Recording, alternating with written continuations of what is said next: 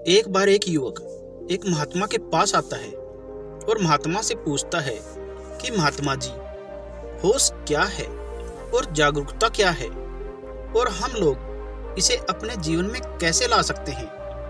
महात्मा उस युवक से कहते हैं कि मैं तुम्हें इस बारे में एक छोटी सी घटना बताता हूँ जिसे तुम्हें तुम्हारे प्रश्न का उत्तर मिल जाएगा। महात्मा उसे बुद्ध के जीवन की एक घटना सुनाते हुए कहते हैं कि एक बार महात्मा बुद्ध अपने शिष्यों को प्रवचन दे रहे थे और महात्मा बुद्ध के सभी शिष्य बड़े ही ध्यानपूर्वक बुद्ध के प्रवचन सुन रहे थे। लेकिन महात्मा बुद्ध के बिल्कुल सामने एक शिष्य बुद्ध को सुनते समय अपने पैर का अंगूठा हिला रहा था। जैसे ही महात्मा बुद्ध की नजर उस शिष्य के ऊपर पड़ती है तो बुद्ध बोलते बोलते अचानक रुक जाते हैं।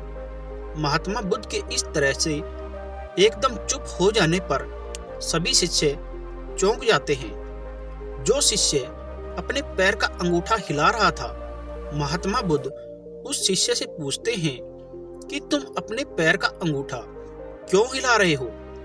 जैसे ही वह शिष्य बुद्ध के वचनों को सुनता है, वह शिष्य अपने पैर का अंगूठा हिलाना बंद कर देता है और महात्मा बुद्ध से कहता है कि बुद्ध, आपके वचन और आपका समय यह दोनों बहुत ही कीमती है, इसलिए आप इस तरह की छोटी छोटी बातों पर ध्यान मत दीजिए। और वैसे भी मैं आपका प्रवचन तो सुन ही रहा हूँ, तो इस बात से क्या फर्क पड़ता है कि मेरे पैर का अंगूठा हिल रहा है या नहीं। तब बुद्ध उस शिष्य से पूछते हैं कि क्या तुम अपने पैर का अंगूठा जानबूझकर हिला रहे थे। वह शिष्य बुद्ध से कहता है कि नहीं बुद्ध, मुझे तो पता ही नहीं चला कि मेरे पैर का अंगूठा हिल रहा है, यह बात तो मुझे अब पता चली है। महात्मा बुद्ध कहते हैं फिर यह छोटी बात नहीं है, क्योंकि अगर तुम्हारे पैर का अंगूठा बिना तुम्हारी मर्जी के हिल सकता है तो तुम्हारा मन भी तुमसे बिना मर्जी के कुछ भी करवा सकता है। और यही कारण है कि व्यक्ति ऐसे पाप और दुष्कर्म कर देता है जिन्हें करने के बारे में वह व्यक्ति कभी सोच भी नहीं सकता। उसके बाद वह शिष्य बुद्ध से कहता है कि बुद्ध, मुझे क्षमा कीजिए, और जिससे मैं छोटी सी समस्या समझ रहा था, असल में तो यह बहुत बड़ी समस्या है। कृपया करके आप मुझे बताएं कि इस समस्या से छुटकारा कैसे पाया जा सकता है। महात्मा बुद्ध कहते हैं कि होश के द्वारा और जागरूकता के द्वारा। वह शिष्य बुद्ध से पूछता है कि होश क्या है। महात्मा बुद्ध जवाब देते हैं कि होश का मतलब है जागकर देखना।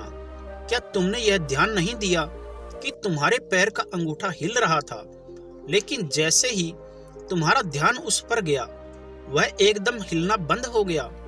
पूरे दिन में जब भी याद आए, अपने आप को जागरूक रखो और देखो तुम क्या कर रहे हो और क्यों कर रहे हो।